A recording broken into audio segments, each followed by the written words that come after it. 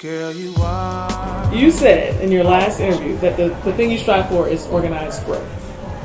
Yes. So what's the key to attaining organized growth as your career continues to expand and you do all this stuff? What's the key? Persistent focus on process and allowing yourself to have room to grow. You know what I mean? I think more than anything, and being humble enough to realize that it's not just you. So I try not to bite off more than I can chew, but I'm always up for a challenge as well. So when Fred Hammond called me about United Tenors, it was a lot to that, but I was up for the challenge, you know. So I also realized that it was going to help with my writing. Being surrounded by great singers like Fred and Dave and Brian, it was going to help my singing. So I think that goes with organized growth, with a little bit of chaos as well. You know? So what influenced your decision to kind of cross over into gospel? So most of us know you more soul music, but for me, it's all about just doing good music all the time. And I feel like I always felt like there was a ministry in even my music. There's always a lesson to learn. There's always something that inspires people. But, my three inspirations on why I started doing music was Stevie Wonder, A Tribe Called Quest, and Commission. And, growing up listening to Fred Hammond, and one of the reasons why I started writing music was because of Fred.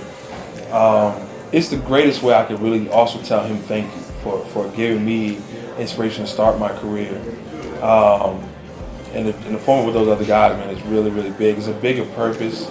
So not only we're singing for God, but we're also amplifying brotherhood and conversation amongst men. And we really hope and pray that really helps a lot of people out there. Okay. So what's been one of your, I know it's kind of new still, but what's been one of your most memorable moments so far with United Tenors?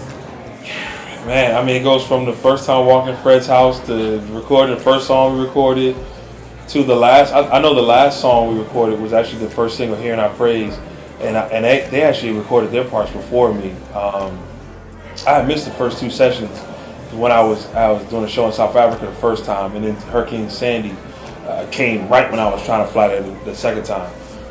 So I remember the last song that needed to be recorded, and the last vocals for the album was my part on Hearing Our Praise. And I remember singing the song and just tears just flowing down my eye. And I'm in the studio, probably like 2 o'clock in the morning. I'm in the studio all by myself. I was cutting myself, and I just stopped the music, man, and just cried like a child, like a baby in that room. And then finished the song, but I was so excited. I wanted to wake everybody up. And I said, no, I'm not going to wake nobody up. And then slowly but surely everybody woke up. And we played back the album. We just started listening, man, look what we accomplished. And it's been an emotional ride ever since then. We're men. We're proud to say that we've cried through all the rehearsals, through our first couple of shows. We do LA in 2 days, and we'll probably be crying during that show. So it's been great, and like I said, not only that, but the conversations we have off and on stage are pretty amazing. So I think you've stolen a couple of my questions. I'm sorry. The cry reference, we're going to come back to that. But, it's not gonna, but the other question was, what's one of the songs on the album that you feel most close to? It sounds like that might be one of many. Well, yeah, it's one of many. That I'm in the midst of it all. Man, we even when they play it, we're all around. Like Dave is the crybaby of the group. I thought I was going to be the crybaby, but he has the loosest tear duct cells of the whole group. And I'm a close second. And but that's probably the song that is tough, But all the songs kind of get us, man. We love them all. It's a really good album. I can honestly say I really, really enjoy it. You all are some of my favorite artists anyway, but gospel music to me always has a personal meaning, and so I like to hear what people's reflections of God are sounding like and what they say. But when it comes from artists that you like, it kind of makes it even better. So I kind of like it. Yeah. So I have a business question, because some of my readers are not just, music heads like me, but maybe artists who actually want to get out there and do something.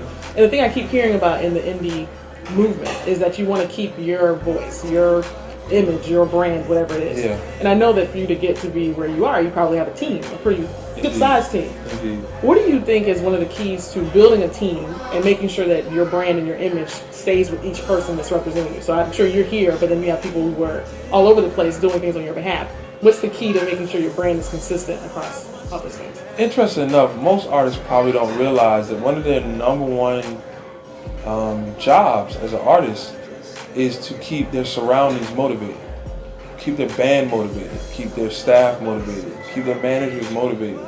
And that might be by just leading by example and showing your work ethic or whatever, or making sure that they stay involved, you know. But it is important to expand your brand. It's music business is different now. It's not necessarily the record sales and the charts. Though that's important, it's more about the relationship that you can build with the fans, and then what you can expand that with. So as long as everyone understands that and knows that, we can kind of create each other's lanes, complement the lanes, and go forth. But I do think it's important when picking people who are just passionate about something.